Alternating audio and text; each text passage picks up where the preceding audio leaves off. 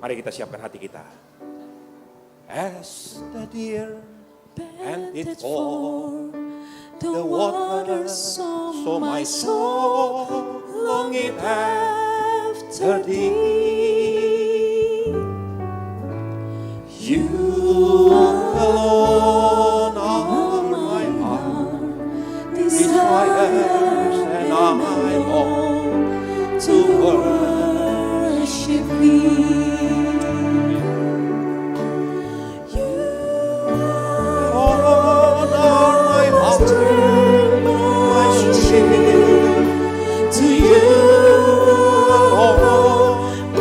My spirit yield.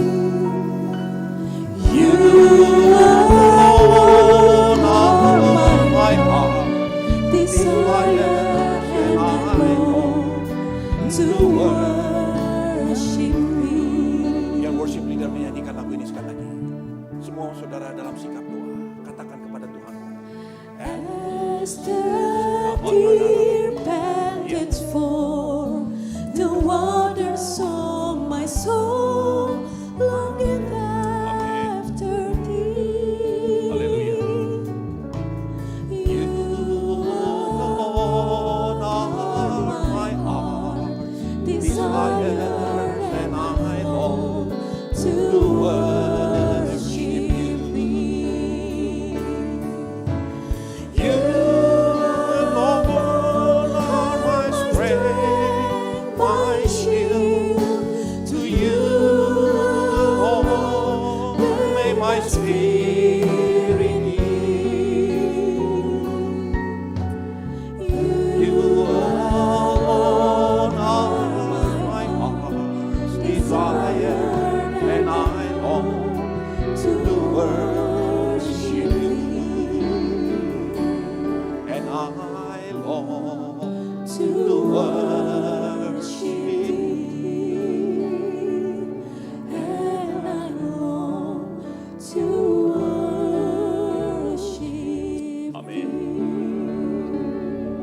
Tuhan, berbicara kepada umat-Mu hari ini Tuhan Yesus, supaya kami mengerti rencana-Mu Tuhan, supaya kami menggenapi tujuan-Mu bagi hidup kami. Terima kasih Bapa, terima kasih. Kami serahkan waktu-waktu yang berharga ini ke dalam tangan-Mu. Dalam nama Tuhan Yesus Kristus. Semua yang percaya dan siap diberkati Tuhan, sama-sama katakan amin, amin, amin. Saudara diberkati Tuhan hari ini? Amin. Puji Tuhan. Saudaraku, hari ini gereja di seluruh muka bumi merayakan yang namanya Good Friday. Hari kematian Tuhan Yesus Kristus. Kisah cinta terbesar yang pernah terjadi di muka bumi. Saudaraku, pada waktu Pangeran Edward ke-8 menyerahkan tahta Inggris demi cintanya kepada seorang wanita yang bukan dari keluarga bangsawan, bukan keluarga siapa-siapa. Dunia terkagum-kagum melihat cinta terbesar pada zaman itu, pada milenium itu. Tapi sepanjang sejarah tidak pernah terjadi kisah cinta yang lebih besar daripada apa yang Tuhan Yesus tunjukkan di atas kayu salib. Yohanes 3 ayat 16 berkata begini, karena begitu besar kasih Allah akan dunia ini, karena begitu besar kasih Allah akan saudara dan saya, hingga dia rela mati ketika kita masih berdosa. Demi untuk menggenapi tujuan Tuhan, Tuhan lakukan semua ini. Saudaraku, kita akan wrap up atau akan menyelesaikan tema besar kita yang kita bicarakan beberapa waktu terakhir, yaitu quality of a disciple. Pada waktu Tuhan berkata kepada murid-muridnya, menjelang hari kematiannya, Yohanes 13, dari Injil Yohanes 13 menuliskan apa yang Tuhan pesankan sebagai surat wasiat, sebagai pesan-pesan terakhir kepada murid-muridnya. Coba perhatikan, Yohanes 13 ayat 33 sampai 35. Yohanes pasal 13 ayat yang 33 sampai ayat ke-35. Demikian firman Tuhan. Hai anak-anakku, hanya seketika saja lagi aku ada bersama kamu. Kamu akan mencari aku, dan seperti yang telah kukatakan kepada orang-orang Yahudi, ke tempat aku pergi, tidak mungkin kamu datang. Demikian pula aku mengatakannya sekarang juga kepada kamu. Aku memberikan perintah baru kepada kamu, yaitu supaya kamu saling mengasihi, sama seperti aku telah mengasihi kamu, demikian pula kamu harus saling mengasihi. Dengan demikian, semua orang akan tahu bahwa kamu adalah murid-muridku, yaitu jikalau kamu saling mengasihi. Amin. Saudaraku, ini adalah pesan terakhir. Ketika Tuhan sebelum melangkahkan kaki menuju ke Yerusalem untuk mengalami tekanan dan penindasan dan kematian di kayu salib, Tuhan mengumpulkan murid-muridnya. Dan kepada murid-muridnya ini Tuhan memberi pesan. Aku memberi pesan terakhir. Bahkan pesan ini seperti satu tuntutan dari Tuhan kepada murid-muridnya. Sama seperti aku mengasihi kamu, demikianlah kamu harus mengasihi saudara-saudaramu. Saudaraku, yang namanya pesan atau surat wasiat, pesan terakhir, itu sesuatu yang sangat penting untuk diperhatikan.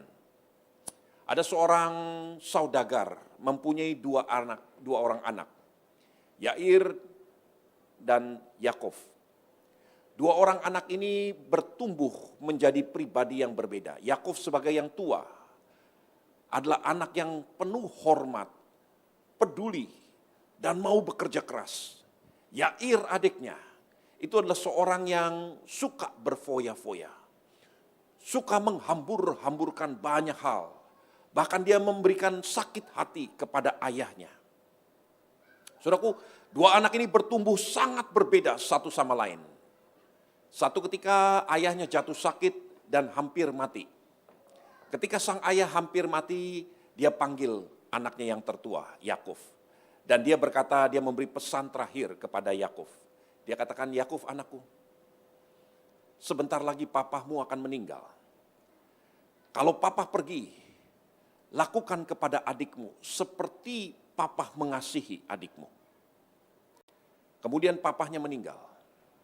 Beberapa hari setelah itu, Yakov menerima telepon dari seorang pengacara.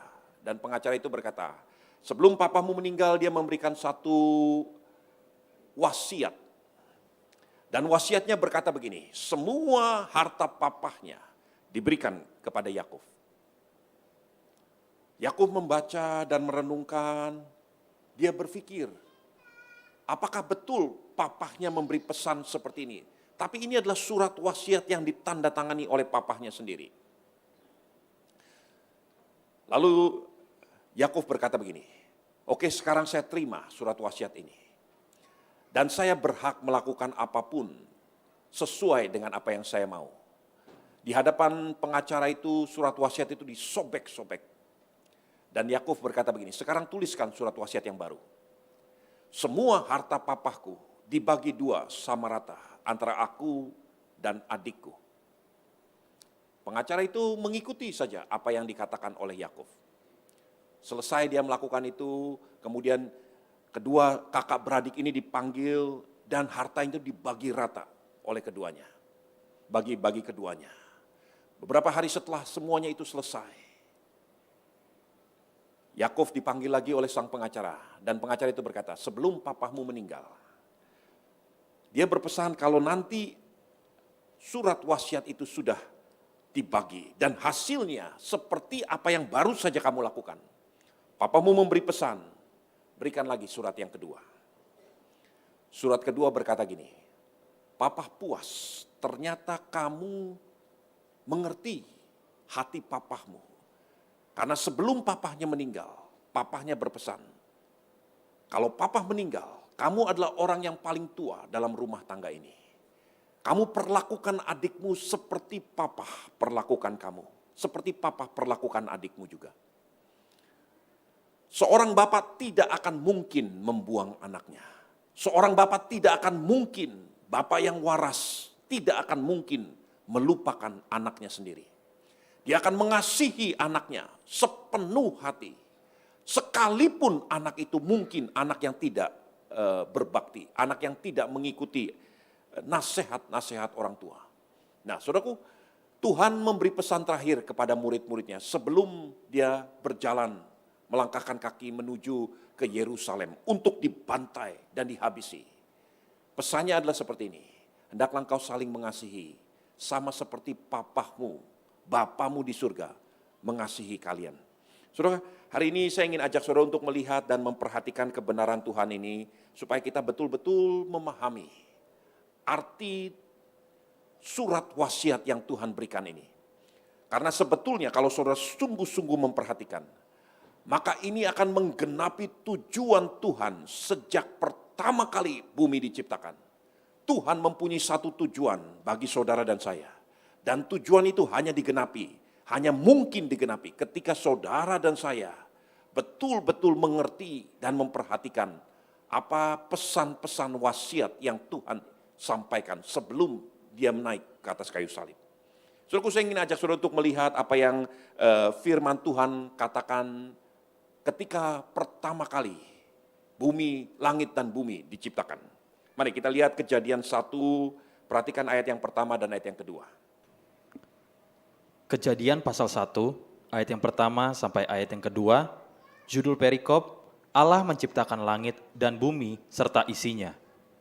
Pada mulanya Allah menciptakan langit dan bumi. Bumi belum berbentuk dan kosong, gelap gulita menutupi samudra raya, dan roh Allah melayang-layang di atas permukaan air. Inilah kejadian yang pertama kali terjadi.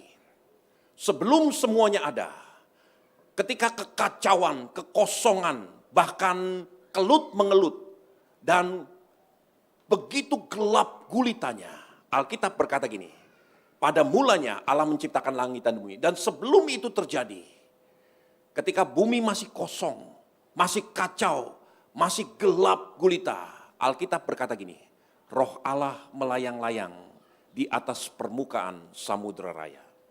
Ketika semuanya kacau balau, gelap gulita, dan tidak dimengerti oleh siapapun, pada waktu itu, roh Allah yang seperti burung Raja Wali, melayang-layang, menaungi, menutupi, mengcover seluruh muka bumi.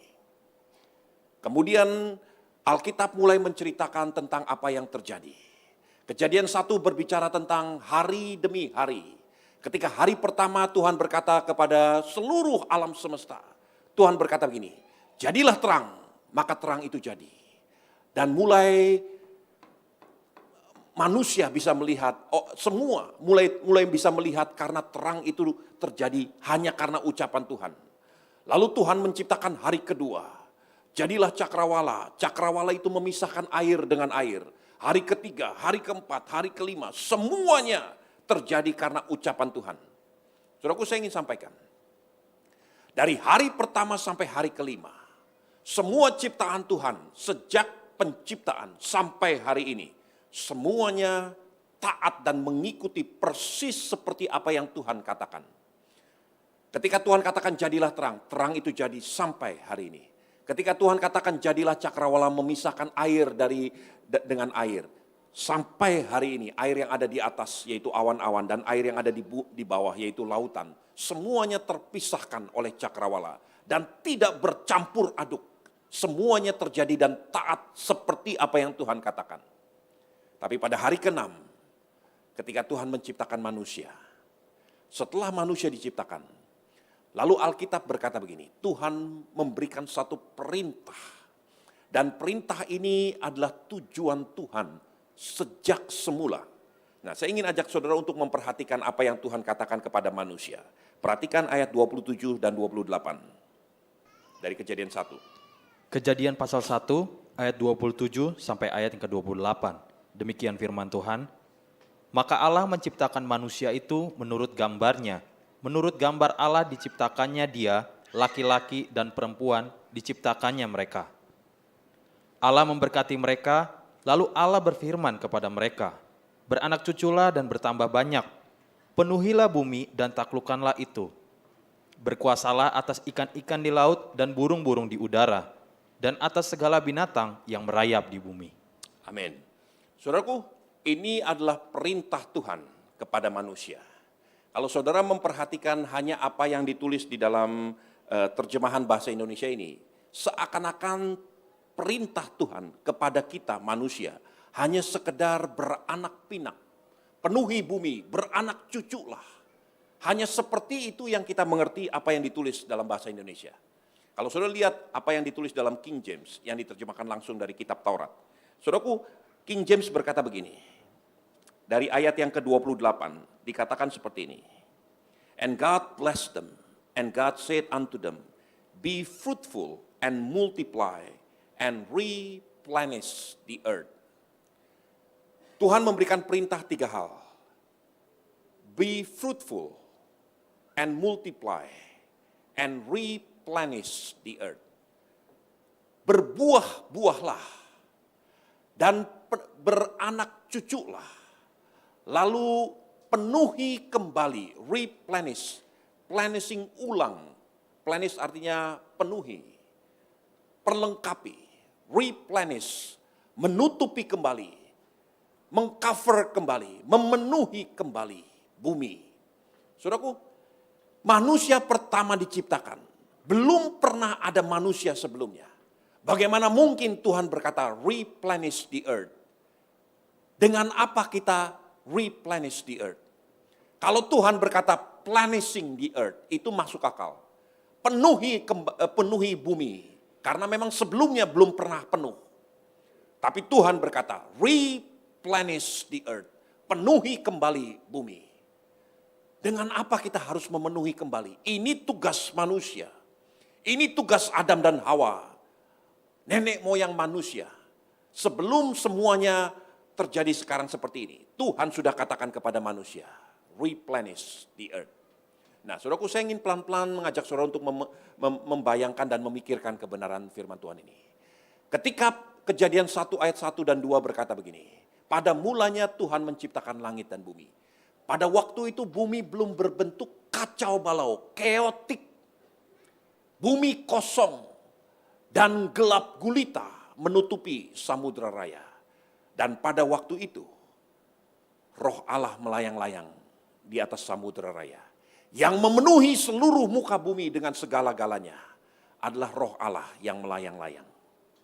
Sekarang setelah manusia diciptakan, setelah semua penciptaan hari pertama sampai hari ke-6, Tuhan menitipkan rohnya kepada manusia. Dan sejak waktu itu, tidak lagi diceritakan roh Allah yang melayang-layang di atas permukaan samudera raya. Tetapi ada manusia yang memiliki roh Allah ini. Lalu Tuhan berkata kepada manusia, sekarang tugasmu, replenish the earth. Penuhi kembali bumi, seperti pada waktu permulaan. Seperti pada waktu in the beginning. Ketika roh Allah menutupi samudera raya. Menutupi kekacauan, kekosongan, dan gelap gulita. Pada waktu itu, Tuhan katakan, sekarang tugas manusia untuk memenuhi kembali. Saudaraku, bagaimana caranya? Sampai kemudian ribuan tahun setelah itu, ada satu kejadian yang kita peringati hari ini. Ketika anak manusia, ketika Yesus turun ke bumi, dan Yesus disalibkan, dia digantung di atas kayu salib. Antara surga dan bumi, dia tergantung. Tangannya terentang. Dan pada waktu itu Alkitab mencatat begini. Gelap gulita menutupi muka bumi. Pada waktu itu jam 12 siang. Selama 3 jam gelap gulita menutupi seluruh muka bumi. Seperti Tuhan membalikkan kembali karya penciptaan sebelum semuanya ada. Ketika roh Allah sedang melayang-layang di atas kegelapan, di atas kekacauan, di atas semua hiruk pikuk dan kekosongan. Pada waktu itu semua orang tertegun, terkagum-kagum melihat anak manusia digantung di kayu salib. Seperti burung yang sedang terbang, melayang-layang. Pada waktu itulah Tuhan katakan, inilah cara Tuhan replenishing the earth. Memenuhi kembali muka bumi. Pada waktu itu pada kejadian penyalipan, ketika tentara Romawi sedang berkuasa, Manusia tidak mengenal yang namanya hukum yang benar. Hukum manusia menjadi seperti hukum rimba. Kekacauan, siapa kuat dia berhak. Pilatus berkata kepada orang-orang di Yerusalem pada waktu itu, aku perhadapkan dua pribadi kepadamu. Yang mana yang kau akan tuntut untuk bebas? Satu Barnabas, dia adalah penjahat ulung. Orang yang bolak-balik masuk penjara dan sedang menunggu waktu untuk dihukum mati. Yang satu Yesus, anak Yusuf, seorang tukang kayu. Yang mana yang harus dibebaskan? Pilatus sendiri berkata, aku tidak menemukan kesalahan bagi orang ini. Tetapi orang-orang yang sedang kesetanan, sedang kosong dan haus akan penumpahan darah. Tidak mengenal hukum pada waktu itu. Keotik, kacau balau. Mereka berteriak, bebaskan Barnabas bagi kami. Kami yang menanggung darahnya. Saudaraku, itulah keadaan yang persis sebelum bumi diciptakan. Kacau, kosong. Dan kemudian Tuhan perintahkan kepada seluruh jagat raya. Sekarang hentikan sinarmu matahari. Supaya betul-betul manusia mengerti. Itulah kejadian yang sebelumnya. Dan sekarang Tuhan yang dahulu melayang-layang di atas kekacauan. Di atas samudra raya. Di atas semua kegelapan. Tuhan yang sama. Digantung antara langit dan bumi. Melayang-layang di antara semua yang kacau. Dan Tuhan katakan, sebelum dia menaik ke atas kayu salib, sama seperti aku mengasihi kamu. Kasihi satu sama lain. Saudaraku, bagaimana saya bisa mengasihi satu sama lain? Bagaimana kita sebagai gereja Tuhan bisa mengasihi satu sama lain seperti apa yang Tuhan katakan?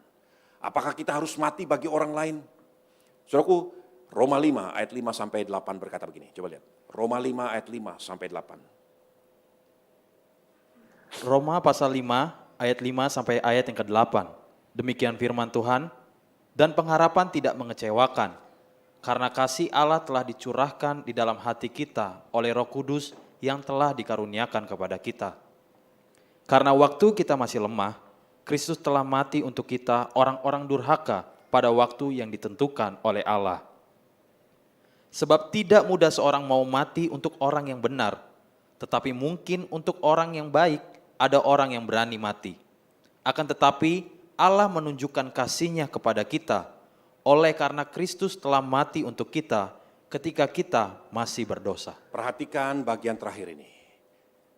Kristus telah mati untuk kita ketika kita masih berdosa. Saudaraku, inilah ukuran kasih yang Tuhan katakan dan Tuhan titipkan kepada murid-muridnya. Kamu harus saling mengasihi. Bagaimana saya harus mengasihi? Apakah saya harus mati seperti Kristus mati buat orang lain? Yang Tuhan katakan, sama seperti Kristus telah mati ketika kita masih berdosa. Itulah ukuran kasih. Saudaraku, dalam satu gereja ini bukan yayasan sosial. Gereja bukan klub hobi. Orang-orang yang seperasaan, sepikiran, satu tujuan. Gereja ini bercampur aduk macam-macam bentuknya. Saudaraku, kalau kita hanya bisa mengasihi orang-orang yang seperti kita, itu mudah, saudaraku. Nggak perlu gereja, bahkan klub-klub sosial pun melakukan hal seperti itu. Tetapi gereja Tuhan dituntut untuk bisa mengasihi orang yang mungkin bahkan berbeda dengan kita. Yang menjengkelkan dari kita. Yang menyebalkan, yang bolak-balik, bahkan yang mengkhianati kita. Saudaraku, ini yang Tuhan katakan kepada murid-muridnya. Hendaklah kamu saling mengasihi sama seperti aku telah mengasihi kalian. Yaitu mati ketika kita masih berdosa. Saudaraku, saya punya seorang teman pada waktu saya kuliah. Saya nggak sebut namanya karena mungkin dia masih ada di Indonesia. Orang ini datang dari Indonesia dan kemudian dia mengerjakan master di Amerika. Pada waktu dia datang, kita sambut. Beberapa hari setelah itu saya melihat orang ini agak sedikit aneh.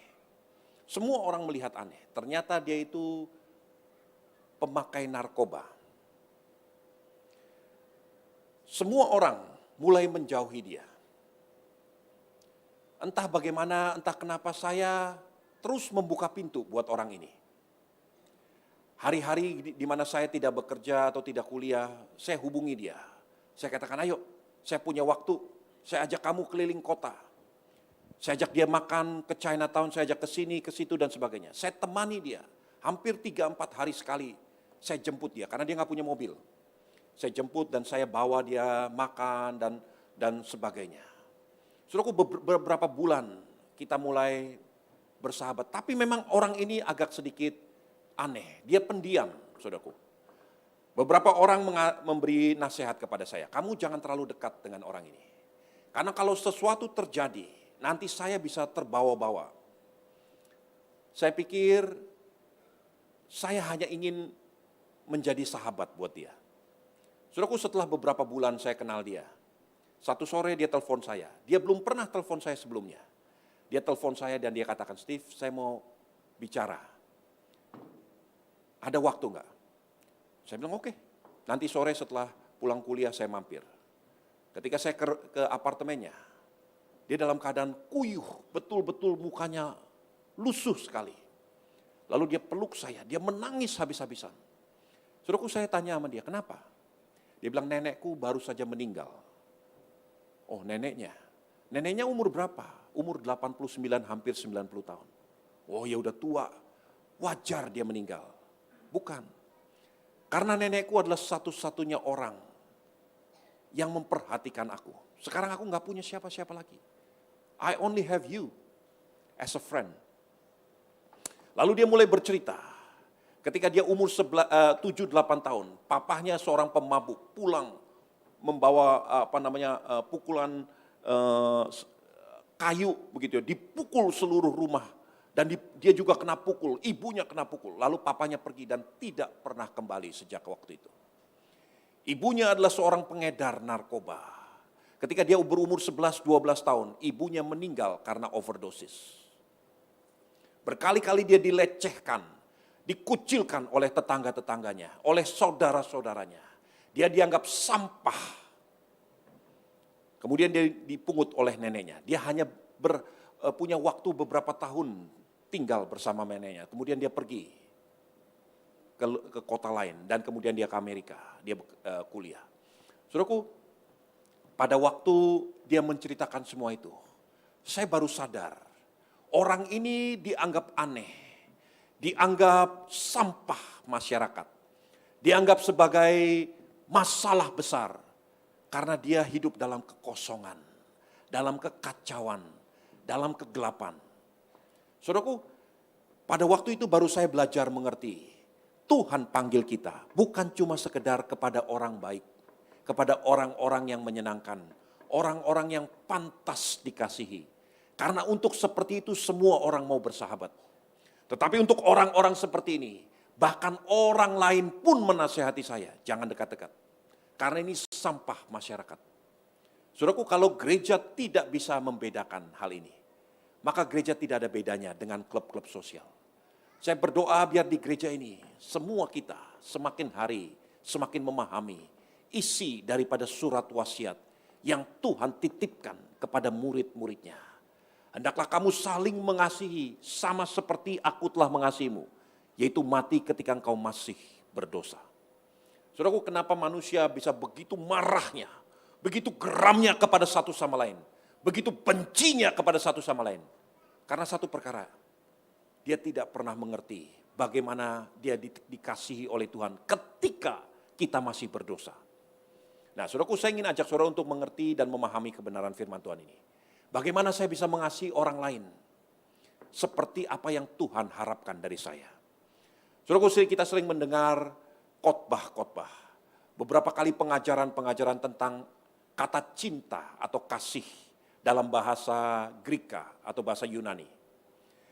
Dibedakan menjadi 4 kategori. Ada agape, phileo, storge, dan eros. Agape adalah kasih Allah, kasih yang walaupun, kasih yang sekalipun. Phileo adalah brotherlyhood, kasih saudara.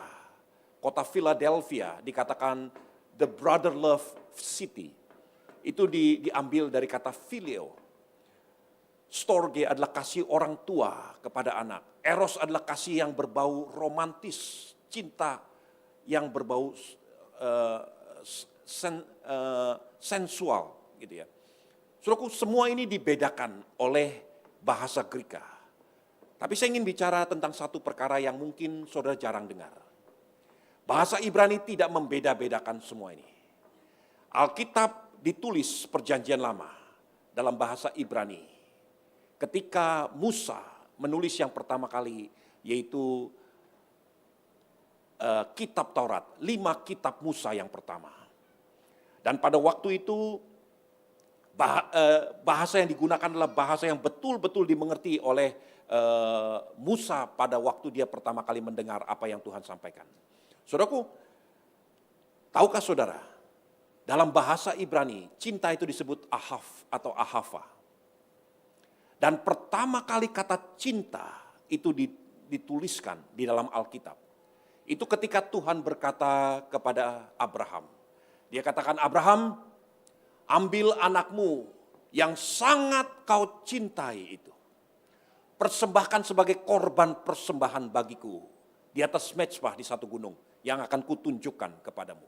Itulah pertama kali manusia mengerti dan mendengar kata cinta yang diucapkan sendiri oleh Tuhan kepada Abraham. Kemudian yang kedua setelah itu, cinta digunakan di dalam Alkitab ketika dituliskan di dalam Kejadian 24, ketika Ishak melihat seorang gadis. Dan Alkitab berkata, lalu Ishak mencintai Ribka atau Rebeka sebagai istrinya. Dan wanita itu menghibur dia setelah kematian ibunya yaitu Sarah. Dan yang ketiga dituliskan di dalam Kejadian 25. Ketika 2 anak lahir dalam keluarga Ishak, yaitu Esau dan Yakub. Kemudian Alkitab berkata gini, Ishak mencintai Esau karena Ishak suka makan makanan hasil buruan. Tetapi Ribka mencintai Yakub, full stop, tanpa embel-embel. Nah, saudaraku, saudara perhatikan ini.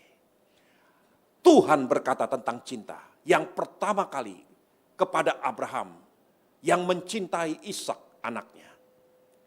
Lalu Ishak mencintai Ribka istrinya sebagai perkataan kedua yang dituliskan tentang ahav atau cinta. Dan ketiga, Ribka mencintai anaknya Yakub sebagai perkataan ketiga. Dan seterusnya dan seterusnya. Saudaraku, apa yang kita bisa belajar dari sini? Saudara hanya bisa mencintai ketika engkau menerima cinta itu dari Tuhan. Abraham menerima cinta itu dari Tuhan. Dan Abraham menyalurkan, bisa mencintai Ishak seperti apa yang dia terima. Ishak bisa mencintai Ribka istrinya karena dia dicintai terlebih dahulu oleh Abraham. Ribka bisa mencintai anaknya Yakub karena Ribka dicintai oleh suaminya. Saudaraku, ketika ini terus bergulir, cinta melahirkan cinta yang baru, terus menerus, tanpa embel-embel. Pada waktu itulah, manusia mulai mengerti, mulai ngeh. Inilah cara yang Tuhan pakai untuk menggenapi tujuan Tuhan. Replenish the earth. Penuhi kembali bumi. Seperti pada waktu mula-mula ketika Tuhan melayang-layang di atas kegelapan.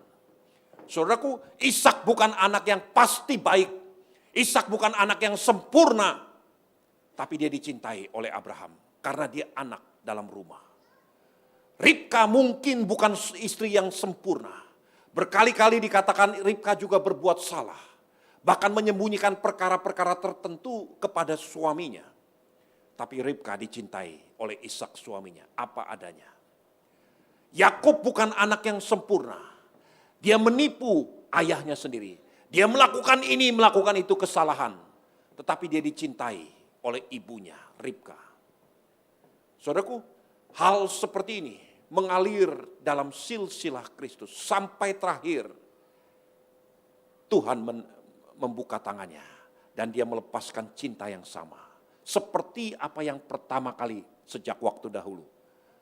Ketika Roh Allah melayang-layang di atas permukaan air. Sudah bisa menangkap kebenaran ini. Inilah cara Tuhan menggenapi tujuannya. Ketika Tuhan berkata di dalam Yohanes 13 tadi, Hendaklah kamu saling mengasihi, sama seperti aku Tuhan mengasihi kamu dan mati bagimu ketika manusia masih berdosa. Saudaraku, saya berdoa supaya kita mulai dalam rumah tangga masing-masing. Saudara betul-betul belajar untuk menerima cinta Tuhan. Dan kau mengasihi anak-anakmu, istrimu, seperti Tuhan mengasihimu ketika engkau masih berdosa. Kalau ini terus terjadi, maka dalam gereja ini orang tidak akan merasa tidak nyaman. Orang-orang berdosa pun akan datang. Orang-orang pencuri, pencopet, pelacur semuanya bisa datang karena mereka akan dikasihi, diterima. Sekalipun mereka sedang masih berdosa. Nah, saudaraku, inilah tujuan Tuhan mati di kayu salib. Inilah surat wasiat sejak pertama kali mengembalikan bumi seperti pada mulanya, in the beginning. Ketika bumi itu chaotic, kosong, gelap gulita, namun cinta, roh Tuhan terus melayang-layang, memenuhi. Dan Tuhan pesan kepada manusia, replenish the earth, seperti yang semula. Sekarang pertanyaannya, bagaimana saya bisa melakukan hal itu? Bagaimana mungkin saya bisa melakukan apa yang Tuhan kehendaki? Saudaraku, saya ingin sampaikan, terima dulu cinta Tuhan dalam hidupmu. Banyak dari kita sepertinya kita bolak-balik masuk dalam gereja, tetapi belum tentu kita menerima Tuhan seperti cintanya kepada kita. Saya punya seorang orang tua angkat, dia punya sahabat, punya teman di Cincinnati, Ohio. Satu kali dia mengajak saya ke rumah sahabatnya ini. Dia seorang kaya raya. Dan dia mempunyai satu galeri lukisan. Mungkin hampir seperti ruangan ini. Penuh dengan lukisan-lukisan yang mahal. Di tembok-temboknya dan ada gang-gang berlapis. Penuh dengan lukisan-lukisan. Lalu di tempat yang paling tengah ada tungku pemanas. Dan ada meja sofa. Di depan tungku pemanas itu di tempat yang paling terhormat. Ada satu lukisan kecil, ya mungkin sekitar setengah meter kali setengah meter gitu ya. Saudaraku, semua lukisan-lukisan yang terpanjang di dinding dan di sekeliling ruangan itu adalah lukisan-lukisan yang mahakarya, yang sangat-sangat indah dan mahal harganya. Pelukis-pelukis terkenal ada di situ. Saudaraku, ketika saya melihat di tempat paling terhormat ada lukisan sederhana, saya bertanya, ini lukisan siapa? Berapa kira-kira harga lukisan ini? Karena ditempatkan di tempat yang paling terhormat. Orang itu berkata begini, oh itu lukisan biasa. Saya nggak tahu siapa pelukisnya. Dan harganya juga murah. Saya beli di satu tempat loak di Amerika, ada tempat antique store gitu ya. Saya beli harganya cuma $20. Dan saya bertanya-tanya, kenapa lukisan sederhana seperti ini? Yang harganya cuma $20, ditempatkan di tempat yang paling terhormat dari seluruh ruangan, yang penuh dengan mahakarya. Lukisannya berjudul gini, A Waiting Father, Bapa yang menunggu. Lukisannya seperti ini, saya gambarkan ya. Ada satu rumah di belakang lukisan gitu ya. Dan kemudian ada bunga-bunga, di depannya ada jalan setapak.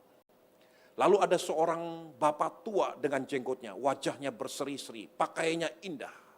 Sedang memeluk seorang gembel. Wajah gembel ini gak kelihatan, karena terbenam di dalam pelukan saudagar yang kaya raya ini. Dia tidak mengenakan kasut apapun, bajunya compang-compeng. Itu lukisannya. Saya mengerti ini adalah lukisan The Prodigal Son, anak yang terhilang, yang Tuhan Yesus gunakan sebagai ilustrasi. Pada waktu itu lukisan ini melukiskan bagaimana papa yang sedang menunggu, melihat anaknya yang sudah hancur-hancuran kembali ke rumah, dipeluk bapa yang penuh dengan kehormatan, dengan pakaian yang indah, memeluk anaknya yang bau kotor dan pakaian compang-camping. Lalu saudagar ini berkata kepada saya, lukisan ini akan selalu reminding me, mengingatkan saya bahwa I have a waiting father. Semua yang terjadi di muka bumi ini tidak ada artinya kalau saya lupa bahwa saya punya a waiting father. To always come home. yang selalu menerima saya apa adanya, waiting for me to come home. Saudaraku, saya ingin sampaikan, kalau saudara mau bertumbuh di dalam gereja ini, tempatkan dirimu sebagai anak dalam rumah. Kalau saudara adalah anak dalam rumah, saudara akan ditegur, saudara akan dinasehati, tapi saudara tidak akan pernah dibuang. Bagi saudara yang belum bergabung dalam komsel-komsel, bergabung. Supaya saudara terus dibina, dipeluk, dinasehati, diberi arahan seperti Bapa yang selalu memberitahukan kepada anak-anaknya. Memberikan nasihat kepada anak-anaknya. Seburuk-buruknya anak itu, Bapa tidak akan pernah membuang anaknya sendiri. That's a waiting father. Kalau saudara belajar untuk menerima cinta Bapa, maka engkau akan mampu menyalurkan dan mengasihi orang-orang lain yang juga Tuhan percayakan dalam hidupmu. Dengan demikian, engkau akan bisa melihat bahwa seperti apa yang Tuhan katakan, replenish the earth, penuhi kembali, maka cinta itu akan mengalir dari satu orang kepada orang lain, kepada orang lain. Sekalipun mereka tidak layak untuk dicintai. Sekalipun mereka dianggap tidak layak untuk dihormati atau tidak layak untuk dikasihi. Karena itu yang Tuhan mau.